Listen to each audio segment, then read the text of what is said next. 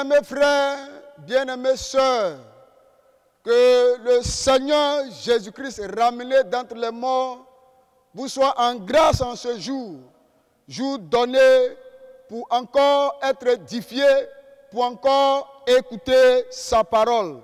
Et nous débutons ce moment par un cantique. Dans les jours où tout est joie, lumière et félicité, quand les fleurs sur notre voie s'ouvrent au soleil d'été, Dieu peut-il compter sur nous? Dieu peut-il compter sur nous? Le pourra-t-il jusqu'au bout? Dieu peut-il compter sur nous? Dieu peut-il compter sur nous? Dieu peut-il compter sur nous? Le pourra-t-il jusqu'au bout?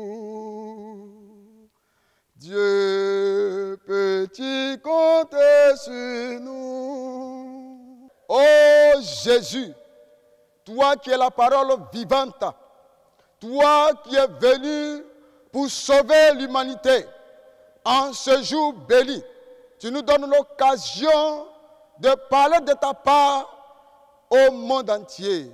Nous bénissons et glorifions ton nom parce que au travers, Seigneur, de mon canal, tu parles et tu bénis par ta parole. Un frère, une sœur qui ce jour m'écoute. Béni sois-tu, ô Éternel, parce que tu viens parler à ton peuple. Tu viens enseigner à ton peuple comment te suivre. Béni sois-tu pour ce moment. La gloire et l'honneur te reviennent au nom de Christ Jésus. Amen. Bien-aimés, frères et sœurs, pour la circonstance, notre exhortation est tirée de Luc, l'évangile de Luc au chapitre 6, les versets 47 au verset 49. L'évangile de Jésus-Christ selon Luc, au chapitre 6, les versets 47 au verset 49. En voici le contenu. Je vous montrerai à qui est semblable tout homme qui vient à moi, entend mes paroles et les met en pratique. Il est semblable à un homme qui, bâtissant une maison, a creusé profondément et a posé le fondement sur le roc. Une inondation est venue et le torrent s'est jeté contre cette maison sans pouvoir l'ébranler parce qu'elle était bien bâtie. Mais celui qui entend et ne met pas en pratique est semblable à un homme qui a bâti une maison sur la terre sans fondement. Le torrent s'est jeté contre elle. Aussitôt, elle est tombée et la ruine de cette maison a été grande. Parole du Seigneur. Amen. Bien-aimés frères et sœurs, nous vous saluons dans le nom précieux et glorieux de celui-là même qui a vaincu le monde des ténèbres, Jésus-Christ de Nazareth. Amen. Frères, sœurs, aujourd'hui quand nous jetons un regard sur l'humanité, nous voyons le désarroi. Nous voyons les situations compliquées, les difficultés qui amènent l'homme au désordre moral. Bien-aimés frères et sœurs, même le chrétien, celui-là même qui a décidé de suivre Jésus-Christ, est aujourd'hui comme un courant d'eau emporté par ce vent. Oui, ce vent qui souffle tous les enfants de ce monde. C'est pourquoi nous bâtissons notre exhortation de ce jour sur le thème suivant, bâtir sur le roc, tiré de Luc chapitre 6, le verset 47 au verset 49. Bien-aimés, dans ce passage, Luc, le médecin, est en train de raconter une portion de la vie de Jésus-Christ qu'il a rédigée entre l'an 80 et l'an 85, où il fait mention du discours dans la plaine appelé discours sur la montagne dans l'évangile de Matthieu. Oui, dans ce discours, Jésus-Christ, après avoir appelé ses disciples et nommé les apôtres, les traîne dans une évangélisation publique où lui-même, le Christ, prend la parole. Et à la fin de ce discours, sachant que son auditeur peut ne pas appliquer ce qu'il a entendu, sachant que son auditeur peut ne pas mettre en pratique ce qu'il a entendu, les avertit en ces thèmes. Bâti sur le roc. Oui, quel développement, bien-aimé, quel développement faire de ce thème? Oui, nous allons définir quelques mots de ce thème. Bâtir égale à construire, développer, forger. Roc, masse de pierre très solide, dure. Ici, cela correspond à notre Seigneur Jésus-Christ. Oui, bien-aimés, nous devions bâtir, c'est notre vie que nous devions bâtir. Et bâtir notre vie sur le roc qui est Jésus-Christ. Bâtir notre vie sur le roc qui est Jésus-Christ, où nous forgions un caractère au Seigneur Jésus-Christ. Oui, nous voyons cela dans Hébreux chapitre 3, le verset 6. Oui, bien aimé, mais pourquoi en tant que chrétiens, nous devions bâtir notre vie sur le Seigneur? Nous devions bâtir notre vie sur le Seigneur pour 3 raisons que je précise dans cette exhortation. Parce que sans Jésus-Christ, nous ne sommes rien. Sans Jésus-Christ, nous ne pouvons rien. Comme le stipule Jean chapitre 15, le verset 6. Oui, bien-aimés frères et sœurs, sans l'Éternel, sans le Dieu des dieux, sans le roi de gloire, tout enfant de Dieu ne peut aller de l'avant. Tout enfant de Dieu ne peut encore persister dans sa voie. Parce que nous sommes dans un monde où les difficultés, où les problèmes peuvent nous amener à aller dans le mauvais côté. Bien-aimé, c'est pourquoi il faut bâtir sa vie sur Jésus-Christ. La deuxième raison, comme le stipule 1 Pierre chapitre 5, le verset 8, c'est parce que notre adversaire, le diable, rôde encore. Oui, notre adversaire, le diable, il rôde encore. Et il rôde cherchant qui il va dévorer. Il rôde cherchant qui il va encore dérouter de la voie du salut. Il rôde cherchant qui il va encore faire perdre le salut. C'est pourquoi, bien-aimés, il ne faudrait pas que nous soyons parmi ceux-là que le diable va dérouter.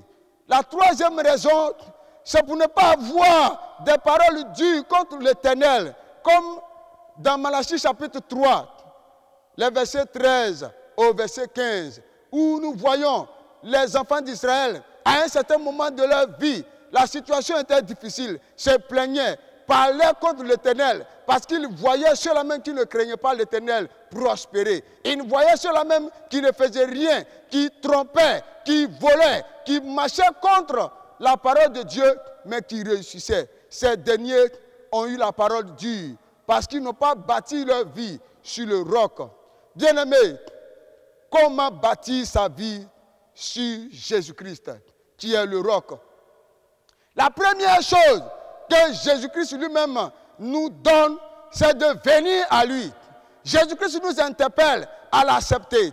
Jésus-Christ nous interpelle à le recevoir, à vivre corps à corps avec lui. Donc la première solution pour bâtir sa vie sur Jésus-Christ, c'est l'accepter. Venir à Jésus-Christ, poser sa vie sur Jésus-Christ. La deuxième raison, après avoir accepté le Seigneur, Jésus-Christ même dit qu'il faut écouter ses paroles. Oui, bien-aimés, nous devions écouter la parole de Jésus-Christ. Nous devions méditer la parole. Nous devions marcher selon la parole par sa méditation. Oui, nous devions apprendre à écouter Dieu dans sa parole, comme le stipule Luc chapitre 6, le verset 49.